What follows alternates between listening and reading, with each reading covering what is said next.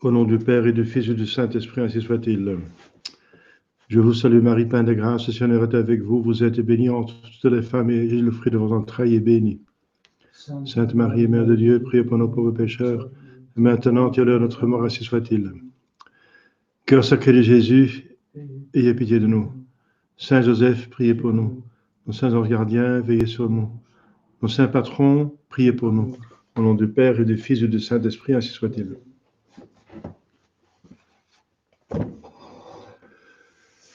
Voilà, chers fidèles, bonsoir. Nous abordons une quatrième partie de la doctrine de la grâce, c'est la prière, qui est un moyen de grâce, moins fort que les sacrements et moins fort que les sacramentaux, mais quand même, l'avantage de la prière, c'est qu'elle peut être faite partout. Si nous sommes en persécution dans un goulag, on ne peut plus célébrer la messe ou avoir des sacramentaux, ce serait très difficile, mais on peut facilement prier. On peut partout et toujours prier, mais on ne peut pas partout et toujours faire célébrer la messe et avoir utilisé les sacramentaux. Alors, la prière est une élévation de l'âme à Dieu. C'est une définition de l'âme. Donc, il s'agit de l'âme et pas du corps. Le corps peut aider en mettant le corps dans une bonne disposition, par exemple à genoux, mais c'est avec notre âme qu'on va prier proprement dite, par des actes de foi, d'espérance, de charité, en adorant Dieu, le remerciant pour les bienfaits, demandant des grâces et demandant la rémission des péchés.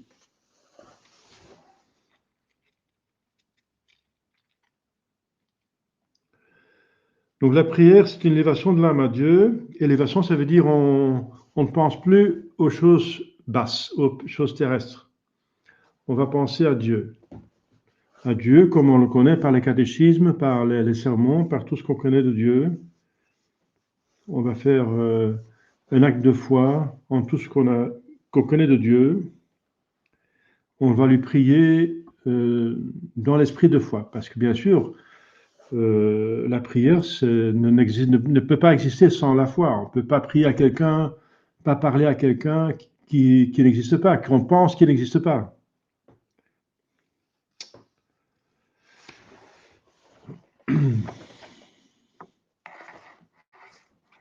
Puisque c'est une élévation de l'âme à Dieu, pour aider l'âme à bien s'élever, les saints et notre Seigneur Jésus-Christ lui-même, il a souvent utilisé d'une montagne pour prier à Dieu. L'Évangile dit, Jésus la nuit se retirait sur une montagne pour prier seul.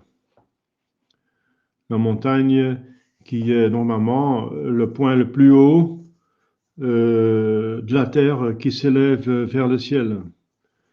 Et nous prions à Dieu, notre Père qui est aux cieux. Bien sûr, Dieu est partout,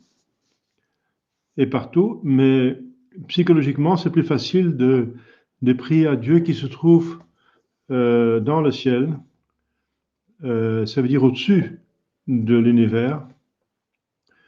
Pour justement pas trop penser aux créatures, si on va l'adorer, comme il se trouve parmi ces créatures, on va encore être distrait.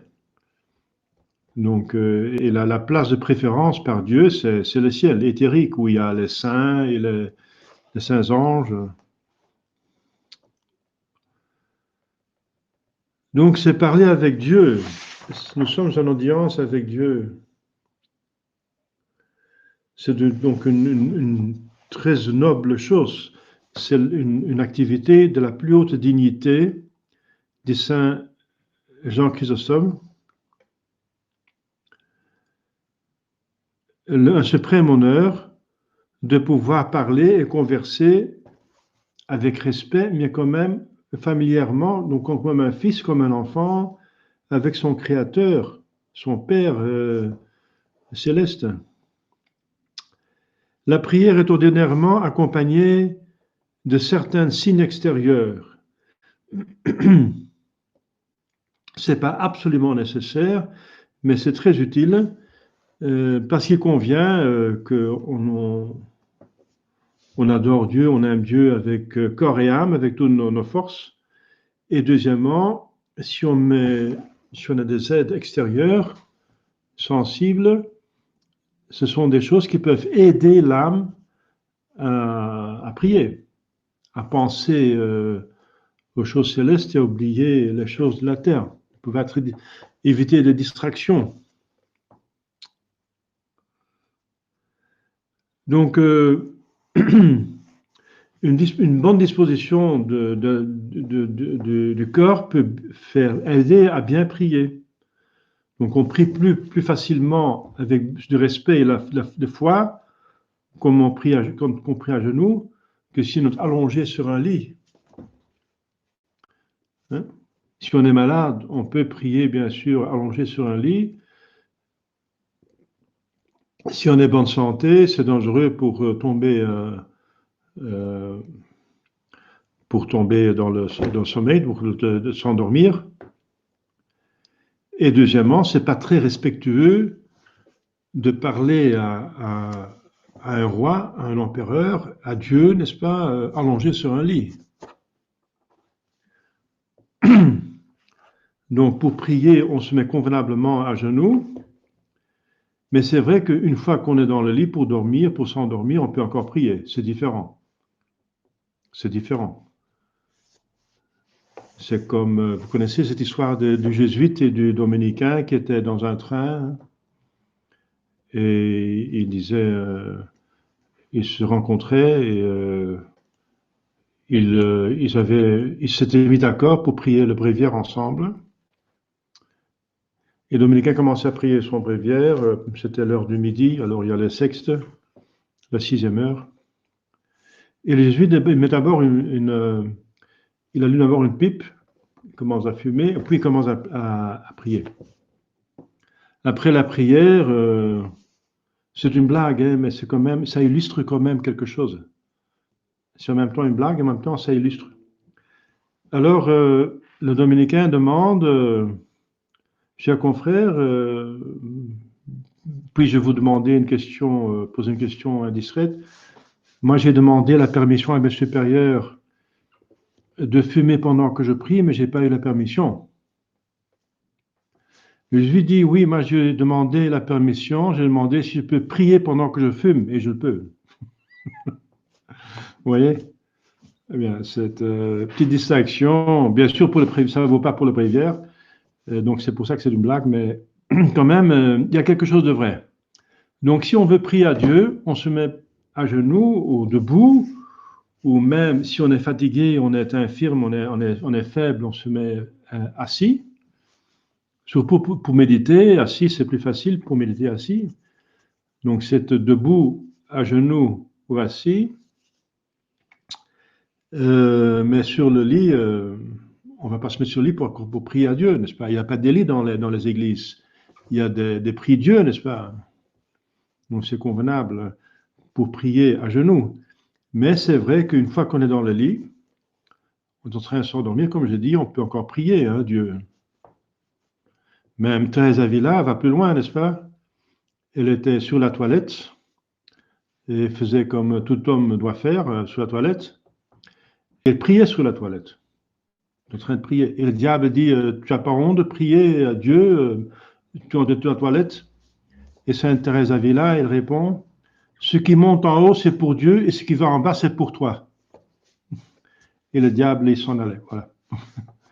Donc, vous voyez, donc la distinction qu'il faut faire des choses. Donc, mais l'attitude normale de prier, c'est bien de se faire un petit oratoire à la maison, de mettre sur une table ou une étagère, une armoire, une statue, une croix, des fleurs, des livres de prière, etc.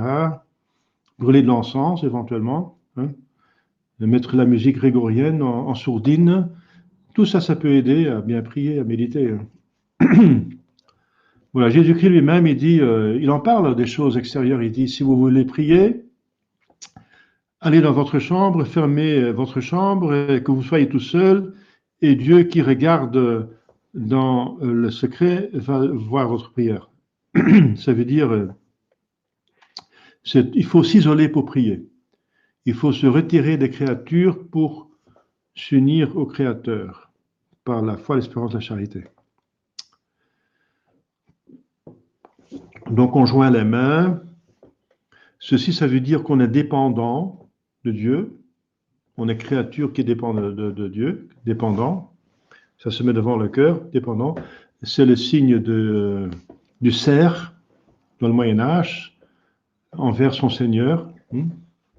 Ça veut dire qu'on contient son amour et son esprit pour le concentrer vers Dieu. De uniquement être, donc de concentrer son énergie, sa pensée, son amour, sa volonté, sa mémoire à Dieu, etc. Donc, on peut joindre la main, on peut se frapper la poitrine pendant le confiteor. Il ne faut pas exagérer, bien sûr. Je connais un vieux père missionnaire assez costaud, n'est-ce pas? Il se frappait la poitrine, boum, boum. Bon, il ne faut pas. On risque de se frapper un infarctus, n'est-ce pas? C'est dangereux. Donc, il faut faire ça avec prudence, n'est-ce pas? Il faut hésiter dans les gestes le théâtral. C'est pour ça que ce n'est pas permis de faire autre chose dans les chapelles que de prier à genoux ou debout ou assis et éventuellement, exceptionnellement, plat par terre lors des ordinations, des litanies de tous les saints. Le prêtre, il est plat par terre. C'est les rubriques de l'ordination qui le demandent pour exprimer son indignité de sacrement qu'il va recevoir.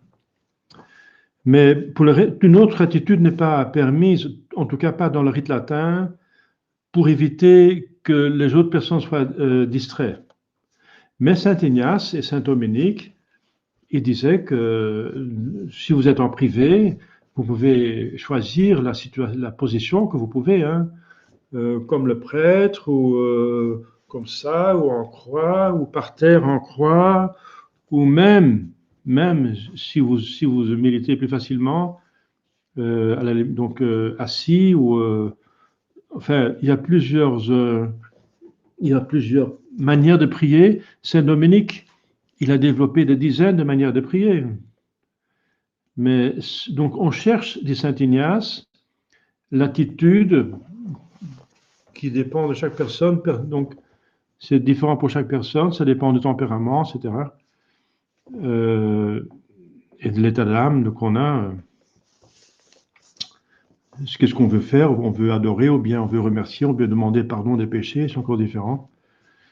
Eh bien, on peut utiliser l'attitude qui rend l'âme, l'attitude du corps, qui rend l'âme le plus facile pour prier.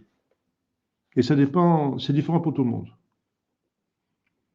Il y a des caractères qui sont différents. Les Italiens sont beaucoup plus exubérants que les Scandinaviens, donc ils sont beaucoup plus sobres dans leurs gestes. Donc, ça dépend. Eh bien, donc, le but, c'est de bien prier. Eh bien, si vous êtes en privé, cherchez l'attitude et le comportement qui vous fait le mieux prier. À condition que ce soit décent, bien sûr, que ce soit convenable, que ce soit pas passe les limites, que ça ne blesse pas d'autres vertus, n'est-ce pas? Pour rester, il n'y a pas de vertu sans prudence. Donc on reste, on traite quand même avec Dieu. On traite avec Dieu. Voilà, donc Dieu n'a pas besoin de ces signes, mais nous avons besoin de ces signes. Nous avons besoin de Dieu pour bien prier, pour être concentrés. Nous avons besoin d'une situation extérieure, un espace qui est dans le calme. C'est pour ça que les couvents, qui sont des lieux de prière, étaient construits dans des lieux déserts, n'est-ce pas, retirés, hein, dans la nature. On peut prier mentalement seulement, c'est possible, ça veut dire avec l'âme, des actes d'espérance, de foi et de charité, etc. Donc, avec la pensée, ou en même temps mentalement et oralement. C'est interdit de parler uniquement oralement et sans avoir l'esprit avec la prière. C'est le travail, c'est pas permis puisque Dieu est raisonnable. Donc c'est prier sans attention. Donc il faut toujours prier avec son âme. Mais on peut prier avec son âme uniquement, c'est mentalement, c'est la méditation, la contemplation, ou bien oralement, mais c'est encore avec l'âme, mais c'est rendu plus facile parce qu'on dit des paroles et ça rend plus facile la prière. Donc, pas tout le monde est directement capable de méditer, mais on est capable, dès qu'on est un petit enfant, hein, la première prière qu'un enfant apprend, c'est la prière orale. De notre Père, je vous salue Marie, le signe de croix.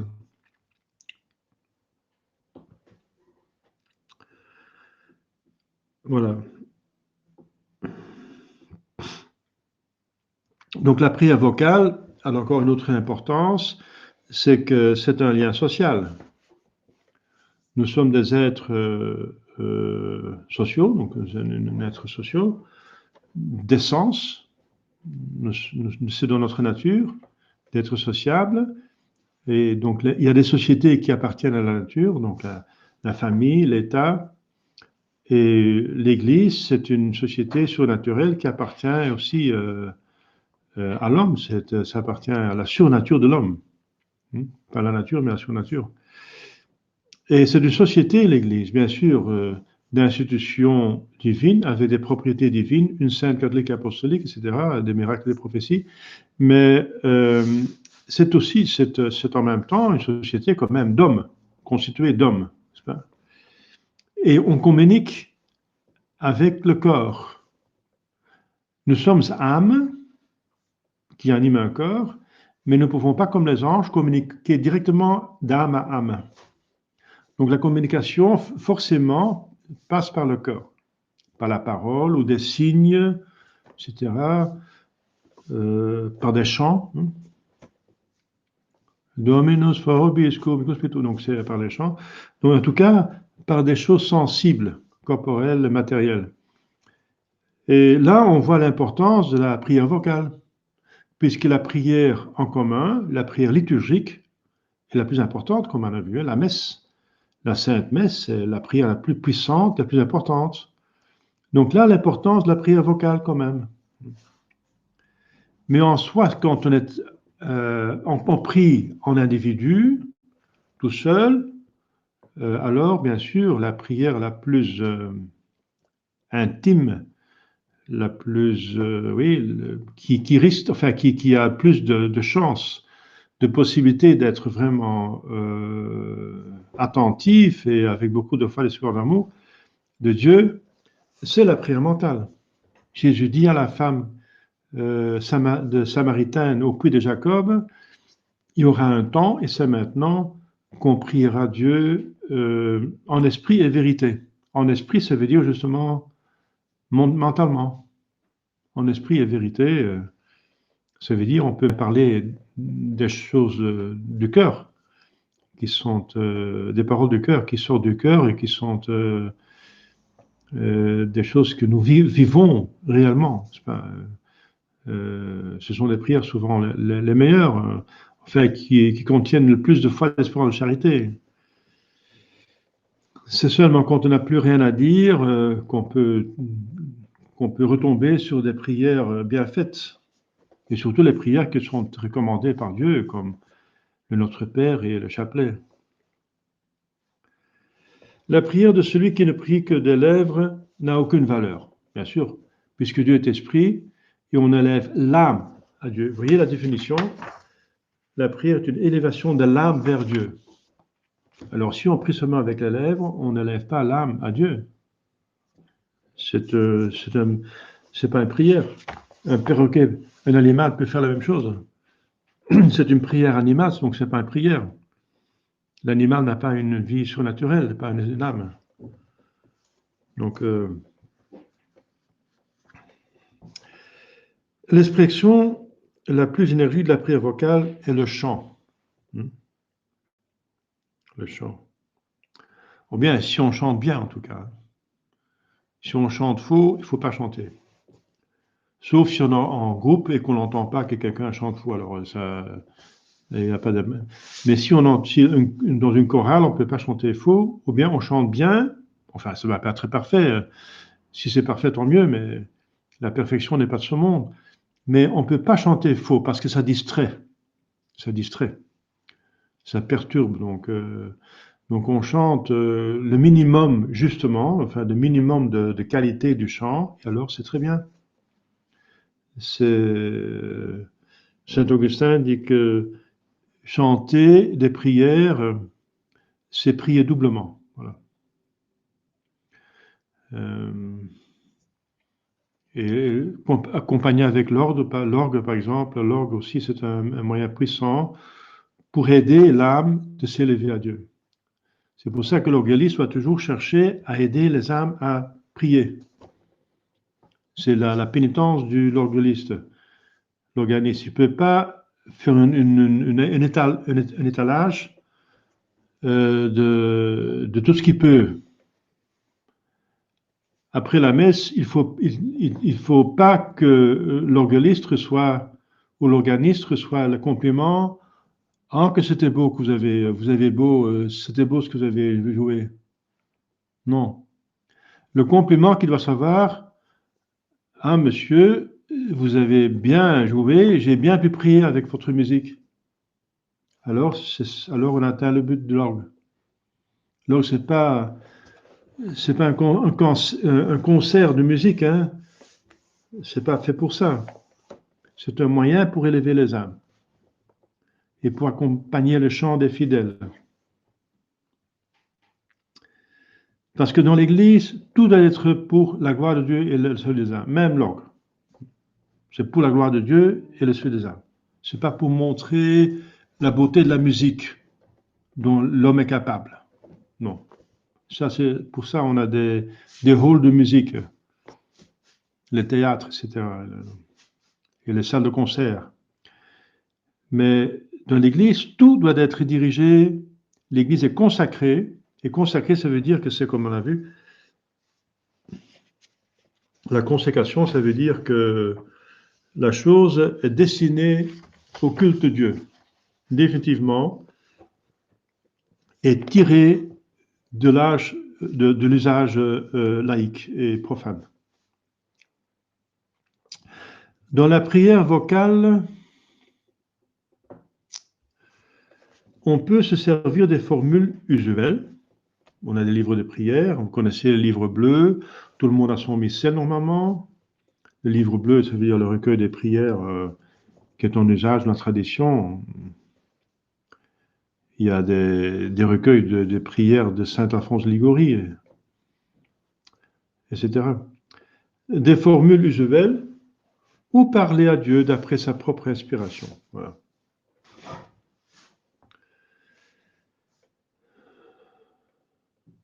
Par exemple, le larron, il a prié avec ses propres paroles et il a obtenu le ciel. Magnifique. On peut prier seul ou avec d'autres.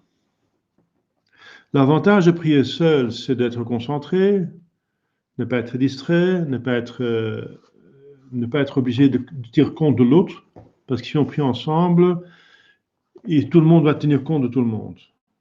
Si on dit le chapelet ensemble, il ne faut pas que quelqu'un va plus vite que l'autre et l'autre traîne, sinon c'est la cacophonie. Et dans le chant, c'est la même chose. Dans le chant, tout le monde va tenir compte de tout le monde. C'est un acte de charité. C'est un exercice de charité. Tout le monde s'adapte à tout le monde. Et de telle façon, il y a une unisson. Il y a le chant en unisson. Mais ça peut distraire qu'il faut tenir compte de l'autre. Parce qu'à ce moment-là, on ne pense pas à Dieu directement. Mais l'avantage, c'est que c'est fort. Jésus lui-même dit, si vous êtes à deux ou plusieurs qui me demandez, vous serez certainement exaucé, votre prière, et je suis entre vous, je suis parmi vous. si deux ou plusieurs sont en mon nom ensemble, je suis parmi eux. Donc Jésus encourage de prier ensemble. Donc parce que c'est voilà, la grâce est plus abondante, mais psychologiquement c'est plus facile de prier tout seul. Donc il faut faire les deux. Les deux ont une place dans la vie. Prier ensemble et prier tout seul. On peut prier dans l'intention de louer Dieu, de l'apaiser, ça veut dire demander pardon des péchés, de le supplier, demander des grâces ou de le remercier pour des bienfaits. Voilà. On peut et on doit, c'est un devoir, de remercier Dieu, de louer, de l'adorer, etc. Donc ce sont les 4 actes de religion. L'adoration, l'action de grâce, la propitiation et la supplication. Voilà. Maintenant, l'utilité, après la définition, l'utilité et la nécessité de la prière. Par la prière, nous pouvons tout obtenir de Dieu, tout bien, bien sûr, tout bien. Mais Dieu n'exauce pas toujours notre prière immédiatement, ou parfois pas du tout, comme on le veut. Dieu exauce toujours une prière bien faite, mais parfois il donne autre chose, ça veut dire une meilleure chose que ce qu'on a demandé. Et souvent, ce n'est pas immédiatement parce que Dieu apprécie beaucoup la patience. C'est une grande vertu. C'est une vertu qui vient avant la perfection. Donc, la patience, la persévérance, encore une très grande vertu. Voilà. La confiance, l'espérance. Donc, Dieu veut qu'on exerce, qu'on fait preuve de ces vertus. Et c'est pour ça qu'il n'exauce pas toujours directement les prières. Donc, il faut être persévérant dans les prières. Alors, il y a des moyens pour obtenir plus facilement et plus certainement ce qu'on demande. Quand nous y joignons le jeûne et l'aumône, Jésus lui-même le dit. Il dit, vous n'avez pas pu exorciser cet homme, chasser ce diable, parce que ces sortes de démons sont chassés seulement si l'exorcisme va ensemble avec jeûne, avec le jeûne. Et aussi l'aumône. L'aumône, c'est dans l'Écriture sainte. Je pense que c'est l'archange Raphaël qui parle à Tobie, que voilà, le jeûne, l'aumône, les bonnes œuvres en général. Quand nous faisons un vœu, voilà, un vœu, mais à condition qu'on le tient. C'est bien de faire un vœu et le tenir, mais c'est mieux de ne faire pas un vœu que de faire un vœu et ne pas le tenir, ne pas l'accomplir. Donc un vœu prudent, ça veut dire qu'il est une bonne œuvre et qui est possible à réaliser. Un vœu. Par exemple, si je trouve un travail, ou je recouvre la santé, je vais faire un pèlerinage à Lourdes, à Montaigu en Belgique. En Flandre, Montaigu, c'est le pèlerinage le plus connu, avec aussi Ostaker, où il y a eu le miracle de Pierre de Ruder, qui avait une gangrène dans sa jambe et qui était guéri totalement en invoquant la Sainte Vierge. Un vœu. Par exemple, on est gravement malade, on va mourir, et vous demandez à Dieu, si vous me donnez encore quelques années à vivre, je vais uniquement vivre pour vous.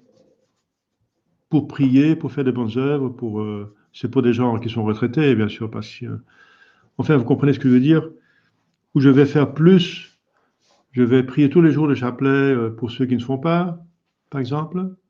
Ça, c'est une bonne résolution, hein. Mais il ne faut pas s'obliger de prier. Il faut ajouter si je peux, hein, donc, sauf si je suis vraiment empêché. Parce que si on promet à Dieu de prier le rosaire, 3 chapelets tous les jours, et une fois on est empêché, c'est pénible. Hein. Alors il faut prier la nuit. Pour des gens qui travaillent, c'est pénible. Donc il ne faut pas faire des vœux imprudents. Il faut faire des vœux qu'on peut tenir, justement, qui sont prudents. Il n'y a pas de vertu sans prudence. Mais une fois qu'on fait le vœu, c'est bien parce que c'est un... Alors, oui, le vœu, c'est une bonne œuvre qui est très agréable à Dieu parce qu'on y ajoute l'obéissance justement à la promesse. Dieu apprécie beaucoup l'obéissance. C'est un acte d'humilité, l'obéissance. Ou que nous demandons l'intercession des saints, c'est très connu, ça vous savez, hein, il y a pour obtenir des choses difficiles, on prie Sainte Rita, Saint Jude est aussi très connu, Saint Jude Thaddée est très connu pour des causes difficiles. Hein. Pour retrouver les choses qu'on a perdues, on prie Saint Antoine de Padoue, Saint Joseph pour les choses matérielles, pour le travail, pour les problèmes financiers, pour l'éducation des enfants, etc. La Sainte Vierge pour toutes les grâces, hein, la persévérance finale, toutes les grâces. Enfin, il y a des livres, des livres qui expliquent quel saint intercède par préférence pour telle ou telle chose. Parce que les saints peuvent continuer à faire après leur mort ce qu'ils ont fait sur terre. Donc la spécialité des saints, hein, c'est un rapport à ce qu'ils ont fait sur terre. Donc si saint Éloi a été forgeron, alors c'est maintenant le patron des forgerons, etc. Donc saint Apolline, c'est la patronne des personnes qui ont des problèmes de dents, n'est-ce pas, mal aux dents. Parce qu'elle a subi un martyre, on a cassé ses dents avec un outil, on a cassé ses dents, et maintenant elle intercède pour ceux qui ont mal aux dents, donc voilà. Sainte Godelieve de Gistel, c'est une Française, hein, mais qui a vécu en Flandre. C'est une très belle sainte, très très belle et une très gentille âme, bienfaisante, etc. C'est magnifique, Sainte Godelieve. Eh bien, elle a été égorgée et jetée dans un puits. Eh bien, on peut la prier pour des maux de gorge, etc. Donc, l'intercession des saints, la prière est aussi plus vite exaucée quand plusieurs la font ensemble. Ça, je viens de dire parce que notre Seigneur Jésus-Christ lui-même, il a demandé.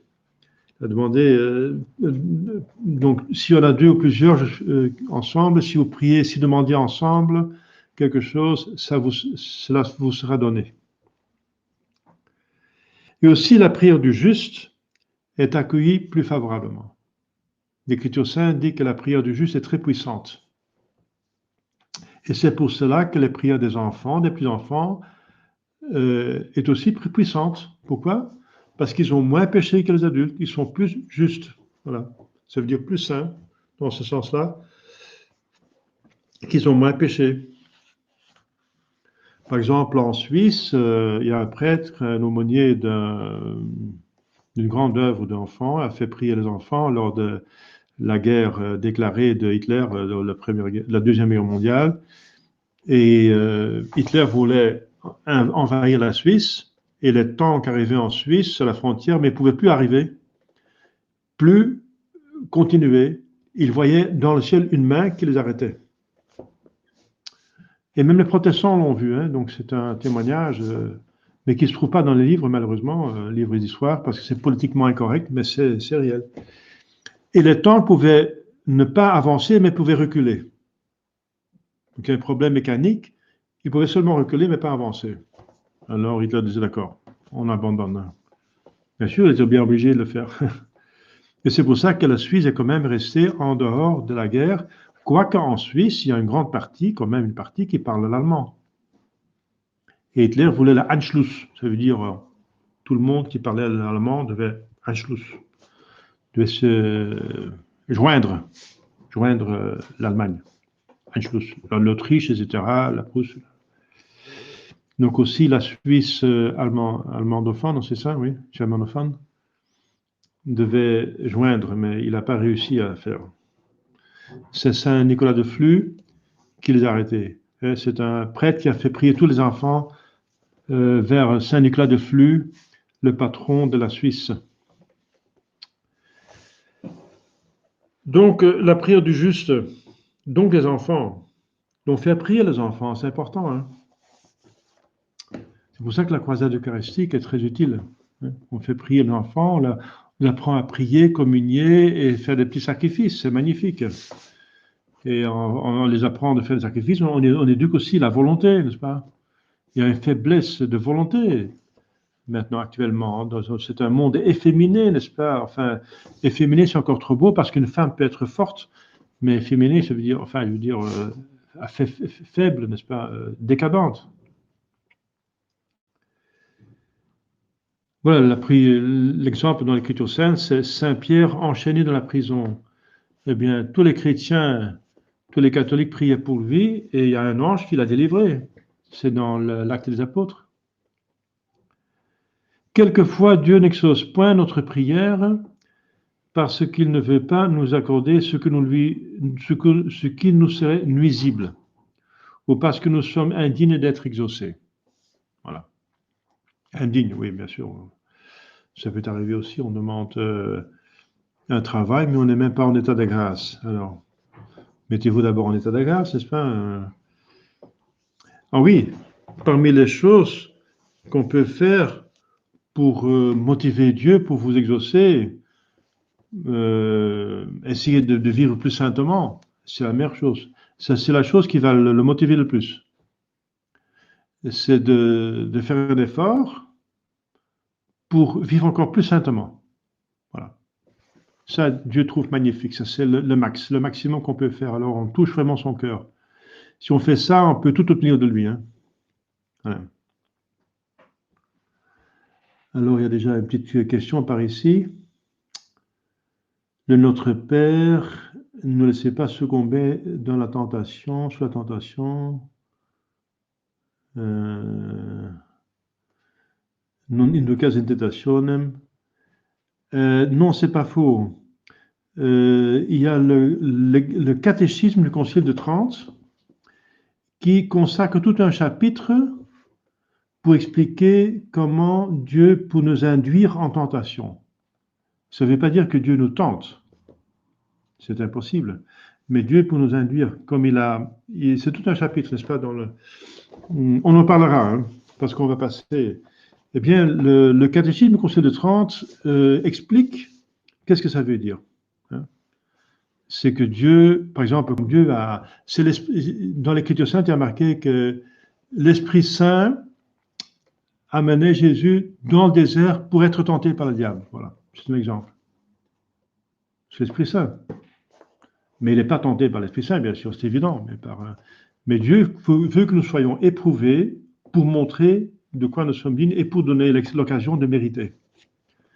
Donc, on demande de ne pas succomber, bien sûr, et de ne pas nous induire en tentation, trop, n'est-ce pas? Dans la tentation où Dieu prévoit peut-être qu'on va tomber. Donc, c'est expliqué, c'est trop maintenant pour l'expliquer maintenant, parce que ça peut durer un quart d'heure pour l'expliquer. Mais c'est très bien expliqué dans le catéchisme du Concile de Trente. Qu'est-ce que ça veut dire non et non inducas in tentationem, ne nous induisez pas, nous amenez pas en tentation. Voilà. Mais en français, ils ont traduit ne nous laissez pas succomber en tentation. C'est correct aussi, mais c'est pas la traduction littérale du latin. Voilà. Non, l'Église a consacré cette formule. Et di nos inducas in tentationem, c'est même c'est de même pendant la messe, c'est correct, vous savez. C'est vrai qu'il faut bien l'interpréter. Hein. Il ne faut pas l'interpréter de façon à ce que Dieu veut le mal et que c'est Dieu qui tente. C'est pas possible. Donc, Dieu veut que le bien. mais veut un bien, peut-être à l'occasion d'un mal, oui, bien sûr. Oui. Voilà. La tentation vient du diable, exactement. Et aussi de nous-mêmes. Hein. Saint Jacques dit qu'on est tenté par nos propres concupiscences aussi. Hein, donc, exactement, d'accord. Voilà, c'est bien. Bonne question, voilà. Il faut éclaircir. Oui, donc Dieu n'exauce pas, parfois, pas, il ne donne pas ce qui est nuisible, parce qu'il y a des gens, je connais pas mal de gens qui demandent l'argent et ils n'obtiennent, la plupart n'obtiennent pas. Parfois, il y en a qui obtiennent. Hein. J'ai connu une famille qui a fait une neuvaine à Herman Vance. C'est un jeune garçon qui a vécu en sainteté, peut-être vous le connaissez. Et ils ont demandé de gagner la loterie pour pouvoir payer une école convenable pour leur enfant. Et ils ont gagné la loterie. Voilà. Donc ça peut arriver qu'on reçoit de l'argent si on a besoin, bien sûr. Mais si on ne reçoit pas l'argent, c'est que Dieu préfère qu'on est quand même dans une certaine voilà, possession moindre. Je ne dis pas pauvreté, mais parce qu'on a toujours dont on a ce qui est nécessaire, mais quand même ne pas vivre dans le luxe. C'est très dangereux, n'est-ce pas, le luxe. Le diable, dit saint Ignace, commence à tenter les hommes par des richesses. Ça commence par les richesses. C'est la tactique du diable. Si vous voyez les deux étendards, c'est une méditation de saint Ignace. La tactique du diable, c'est de donner des richesses. Ensuite, il y a les honneurs qui viennent avec les richesses. Et ensuite, l'orgueil. Et avec l'orgueil, tous les maux. Tous les maux avec l'orgueil. Jésus fait le contraire. Il commence avec la pauvreté. Il est né dans une étable. Il demande la pauvreté. Et bienheureux les pauvres d'esprit. Ceux qui sont pauvres en esprit, ça veut dire détachés des choses. C'est la première béatitude. Donc il demande la pauvreté, d'être détaché des choses. Et ça engendre des humiliations. Et les humiliations engendrent de l'humilité. Avec l'humilité vient tout bien. Voilà. C'est la méditation des deux étendards. Les deux chefs d'armée qui se combattent. Quelles sont leurs tactiques? Eh bien, le diable, il travaille avec les richesses et Jésus avec la pauvreté, enfin, ou l'esprit de pauvreté plutôt. Voilà.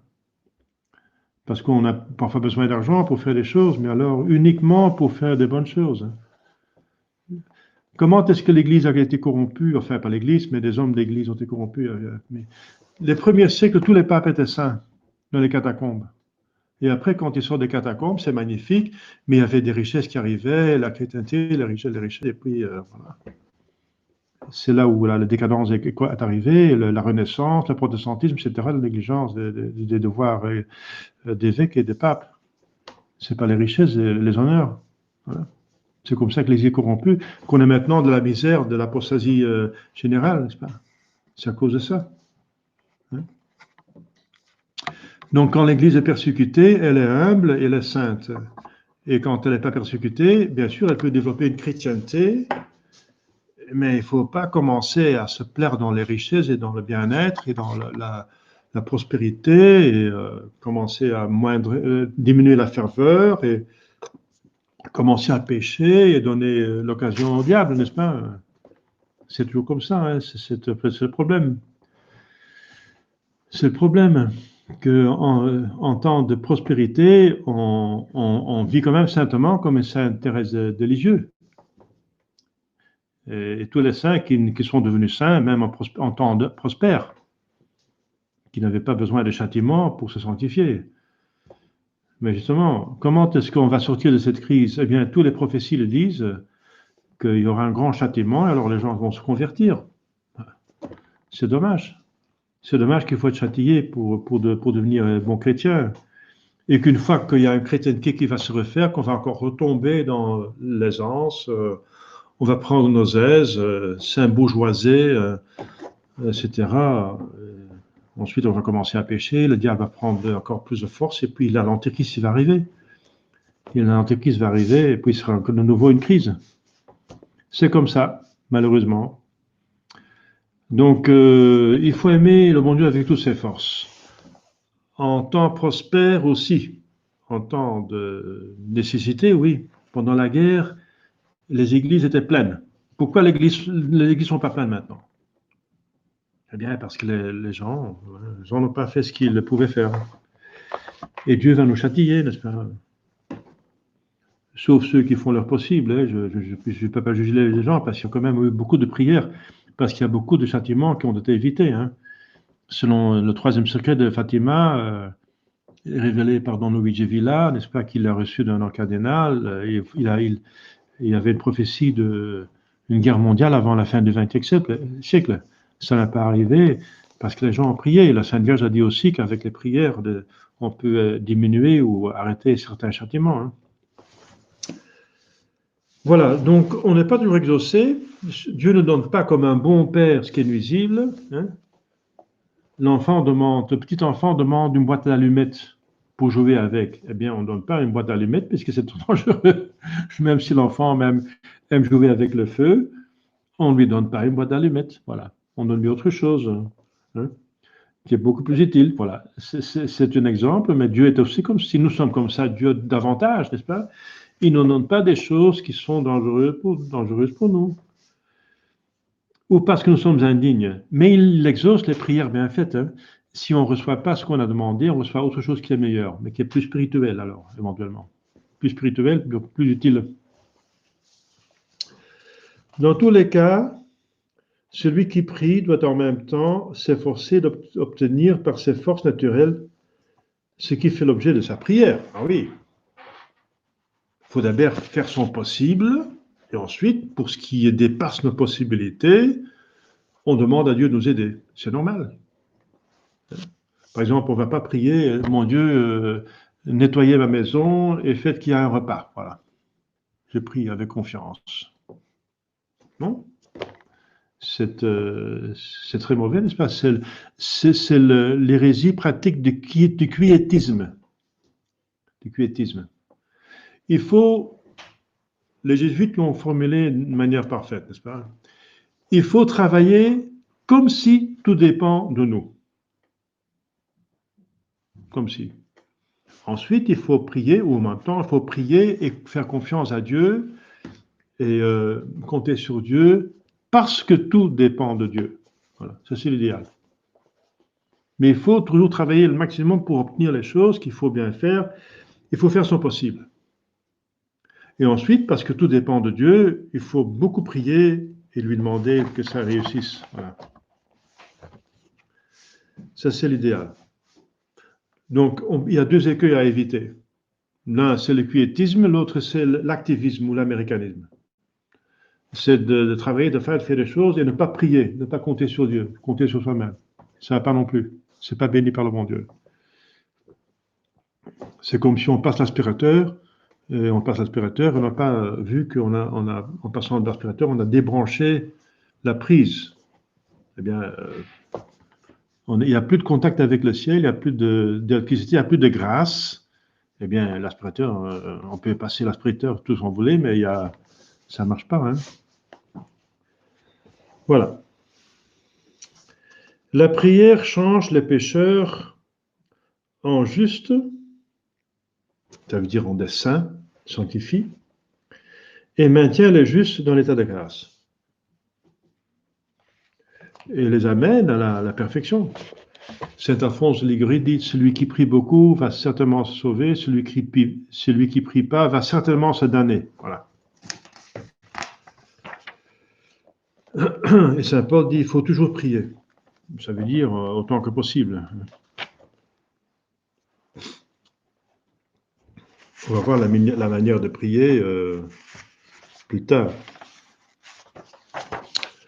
La prière change les pécheurs en justes parce qu'elle obtient la grâce de repentir et la conversion. Enfin, la prière que nous faisons, enfin nous, je veux dire, je parle pour les gens qui sont en état de grâce, parce que sans moi, vous ne pouvez rien faire.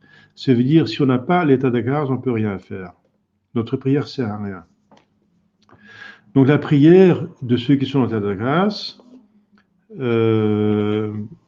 peut changer les pécheurs en justes. Hein. Donc si on a malheur tombé en péché mortel, il faut en sortir le plus vite possible par une confession. Et en attendant, on fait par un acte de contrition parfaite. Hein. C'est vrai que le bon Dieu est tellement bon que si un pécheur qui a péché mortellement, il prie, le bon Dieu peut quand même regarder l'effort qu'il fait et lui peut donner la grâce de conversion. Ça, c'est sûr. Mais vous comprenez, si on n'est pas en état de grâce, on n'a plus une emprise sur le cœur de Dieu. Hein. Donc, c'est très difficile. Il faut d'abord se mettre en état de grâce. Tout commence par le baptême ou par la confession. Ou par un acte de charité, pas de charité ou de contrition parfaite en attendant la confession. Entre parenthèses, moi je suis toujours à votre disposition pour la confession, hein, même si c'est difficile. Hein. On va arranger ça à la frontière comme autrefois. On l'a déjà fait. La prière maintient le juste dans la grâce parce qu'elle le protège contre la tentation et les péchés. Il obtient des grâces pour avancer, oui. Oui. Si vous avez des problèmes, j'ai des problèmes, n'importe quel problème, essayez de trouver une solution raisonnable, mais n'oubliez pas de faire un chapelet. Vous avez un problème, faites un chapelet. Enfin, dès que vous avez l'occasion, bien sûr. Vous allez voir, ça va vous aider. Et il y a maintenant beaucoup de problèmes et de tentations et de difficultés pour être catholique dans ces temps modernes. Et quand est-ce qu'il faut prier? Eh bien, il faut prier le matin et le soir, avant et après le repas,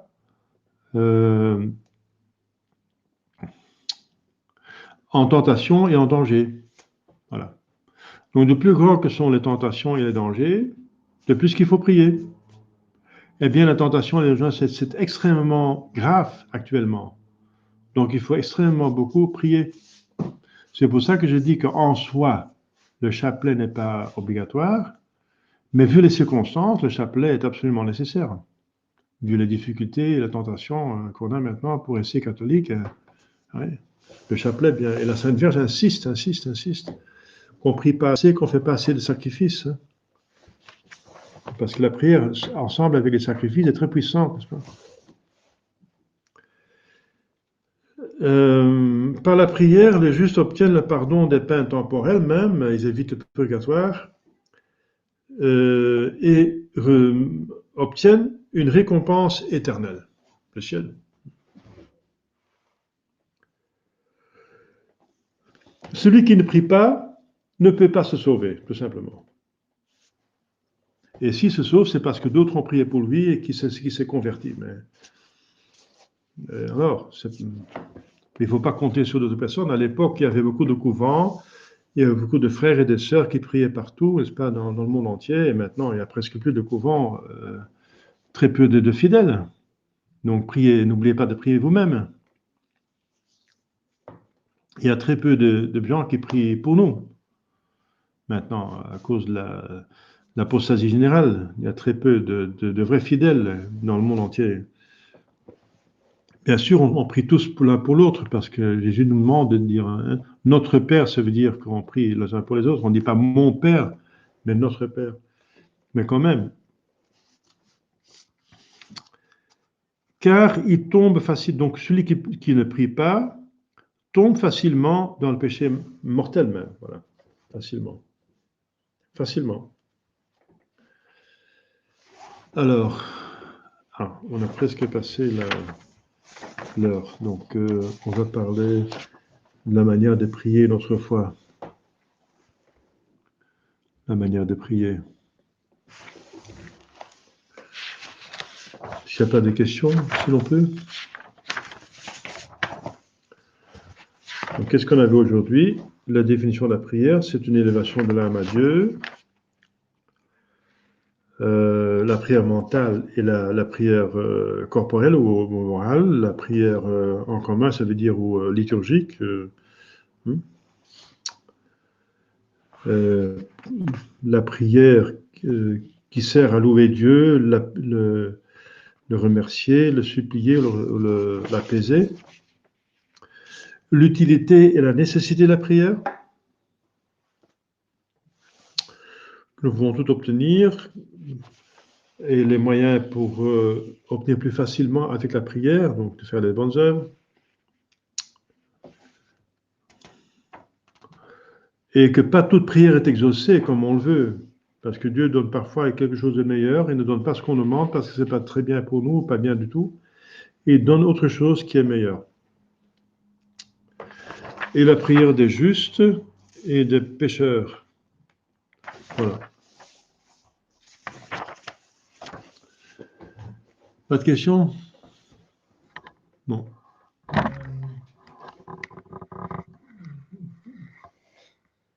Vous parlerez concernant l'indulgence peut-être ou... L'indulgence, c'est...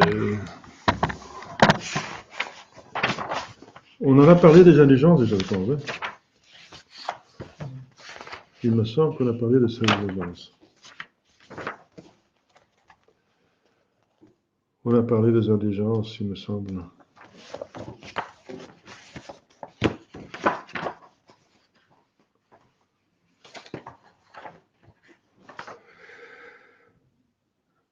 Indulgence. Oui, on a parlé des indulgences déjà. On a parlé des indulgences lors de la rémission des péchés. On a parlé de